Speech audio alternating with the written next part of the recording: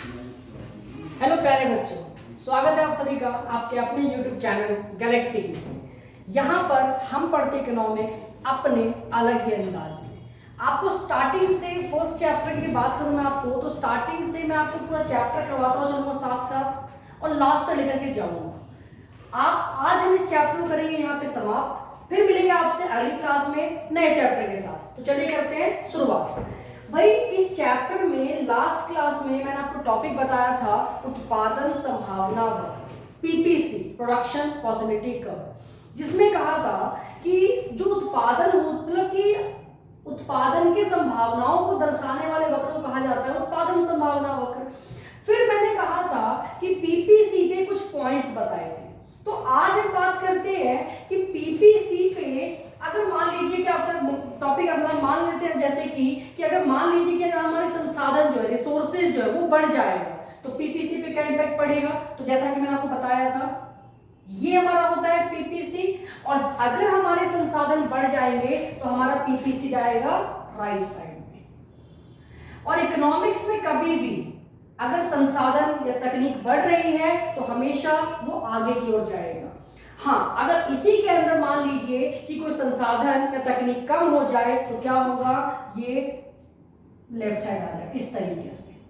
तो संसाधनों में वृद्धि को दिखा रहा है ये और कमी को ये वाले भाई साहब। चलिए अब बात करते हैं कि सर एक बात बताओ, आपने कहा कि डायग्राम में संसाधन बढ़ेगा या तकनीक बढ़ेगा तब तो ये चेंज आएगा। तो ये तो जब आएगा ना जब दोनों एक्स और वाई, हमने कहा था कि पीपीसी दो वस्तुओं को दिखाता है, तो एक्स और वाई जब दोनों में चेंज आएगा तब चेंज आ रहा है, क्योंकि यहाँ पे एक्स भी और वाई भी है।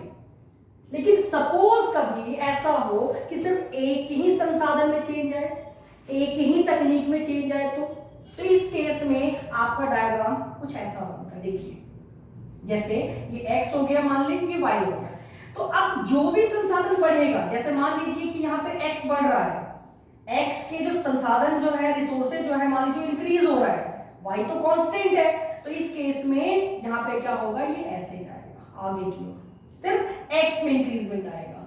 और इसी तरीके से मान लीजिए कि अगर एक्स कम हो रहा है इस तरीके से और वाई कांस्टेंट है तो ये लेफ्ट साइड आ जाएगा इस तरीके से। ऐसी वाई का भी होगा, वाई को आपको प्रैक्टिस करना है। चलिए अपना छोटा सा टॉपिक है आज का हमारा वास्तविक कथन तथा आदर्शात्मक अर्थ, वास्तविक और आदर्शात्मक अर्थ, पॉजिटिव एंड नॉर्मेटिव इकोनॉमी होता क्या है।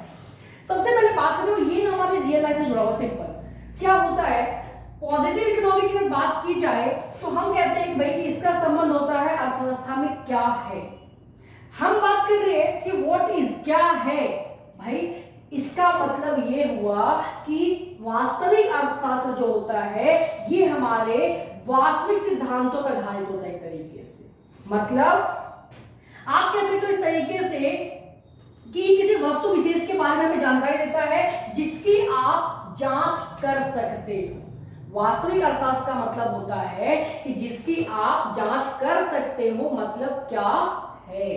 ठीक है, तो ये हो गया आपका यहाँ पे वास्तविक अर्थशास्त्र। दूसरा अगर बात की जाए आदर्शात्मक अर्थशास्त्र की तो इसका मतलब होता है क्या होना चाहिए। अब ये होना चाहिए तो किसी के सलाह पे होगा, तो हम कहते हैं कि आदर्शात्मक अर्थशास्त्र जो होता है ये किसी के सलाह पे आधारित होता है। तो समझ में आया आपको दो बातें। मैंने कहा कि वास्तविक अर्थशास्त्र का मतलब होता है क्या है, मतलब कि इकोनॉमी में क्या हो रहा है, मतलब कि ये हमारे करंट सिचुएशन पे डील करता है कि क्या हो रहा है अभी। और आदर्शात्मक की जब बात की जाती है तो इसकी बात करते हैं ये आइडियल सिचुएशन पे होता है, मतलब क्या होना चाहिए। ठीक है, जैसे एग्जांपल में बात करें तो जैसे भारत में कीमतें बढ़ रही हैं, तो भारत में कीमतें बढ़ रही है क्या है, ये वास्तविक अर्थशास्त्र है। भारत में महंगाई बढ़ रही है, भारत की बात की जाए जनसंख्या बढ़ रही है, भाई ये एक्चुअल में है, तो ये क्या है, ये वास्तविक अर्थशास्त्र है। और वहीं पे अगर मैं बात करूं तो भारत में कीमतें कम होनी चाहिए। आपसे राय पूछता हूं क्या होनी चाहिए, कीमतें कम होनी चाहिए। भारत में पॉपुलेशन बहुत तेज, हमारे भारत की जनसंख्या को जो है वो बुलेट ट्रेन को ही फेल कर रही है, बुलेट ट्रेन से भी ट्रेन निकलती जा रही है, तो भाई ये कम होनी चाहिए। तो ये क्या है, आदर्शात्मक अर्थशास्त्र है। तो समझ में आया, तो किसी के सलाह पे आधारित हो आदर्शात्मक अर्थशास्त्र, जो वास्तव में है वो क्या है आपका वास्तविक अर्थशास्त्र। इसी के बाद एक छोटा सा पॉइंट आता है हमारे पास संसाधनों की मितव्ययता, इकोनोमाइजिंग ऑफ रिसोर्सेस। अब ये क्या होता है, तो इसका मतलब होता है संसाधनों का एकदम अच्छे तरीके से प्रयोग करना, कुशलतम तरीके से, मतलब जितनी ज्यादा आप उसको यूटिलाइज कर सकते हो एकदम प्रॉपर तरीके से यूटिलाइज करना कहलाता है इकोनोमाइजिंग ऑफ रिसोर्सेस। समझ में आ गया आप लोगों को? ठीक है, तो अब छोटी सी बात और करते हैं। छोटी सी बात ये करते हैं कि क्या हमारा पीपीसी कॉनकेव हमेशा बनता है या कॉन्वेक्स होता है या स्ट्रेट लाइन हो सकता है। जैसे मैं अपने एग्जाम जब दे रहा था तो मुझसे पूछा गया था कि पीपीसी क्या स्ट्रेट लाइन हो सकता है, तो बिल्कुल हो सकता है। देखिए, अगर आपका एमआरटी, आपको मैंने लास्ट क्लास में आपको मैंने एमआरटी पढ़ाया था, आप पिछली वीडियो पे जाकर के देख सकते हैं। देखिए, समझ में आया तो डाउट कमेंट बॉक्स में बताइएगा।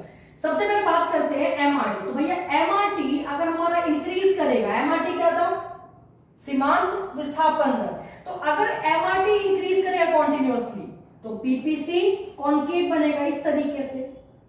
वहीं पे अगर मेरा एमआरटी डिक्रीज करेगा, रिड्यूस होगा, तो इस केस में क्या होगा, मेरा पीपीसी कॉन्वेक्स बनेगा इस तरीके से।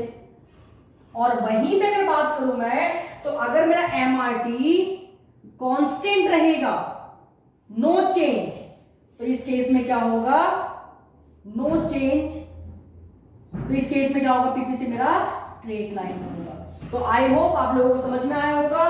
देखिए, एक बार दोबारा रिव्यू देता हूं जल्दी से फटाफट। वास्तविक अर्थशास्त्र जो वास्तव में है, जो हमारी करंट सिचुएशन में बात कर रहा है, व्हाट इज नॉर्मेटिव। आदर्शात्मक क्या होना चाहिए, मतलब ये किसी के सलाह पर आधारित है। जैसे एग्जांपल में मैंने कहा था भारत में कीमतें बढ़ रही है, ये क्या है, वास्तविक अर्थशास्त्र है। हाँ, कम होनी चाहिए, क्या है, आदर्शात्मक अर्थशास्त्र है। दूसरी चीज, संसाधनों की मितव्ययता, अच्छे तरीके से उपयोग करना संसाधनों की मितव्ययता कहलाती है। पीपीसी कॉनकेव भी हो सकता है, कॉन्वेक्स भी हो सकता है, स्ट्रेट लाइन भी हो सकता है। कब होगा, जब अगर पीपीसी इंक्रीज हो, सॉरी एमआरटी इंक्रीज होगा तो पीपीसी कॉनकेव, इस केस में कॉनकेव मतलब नतोदर, एमआरटी रिड्यूस होगा कॉन्वेक्स मतलब उन्नतोदर, और अगर बात करें एमआरटी कांस्टेंट तो स्ट्रेट लाइन। तो आई होप आप सभी को वीडियो समझ में आया होगा। मिलते हैं आपसे नेक्स्ट क्लास में दूसरे चैप्टर के साथ, धमाकेदार चैप्टर के साथ। इस चैप्टर को करते हैं आप समाप्त।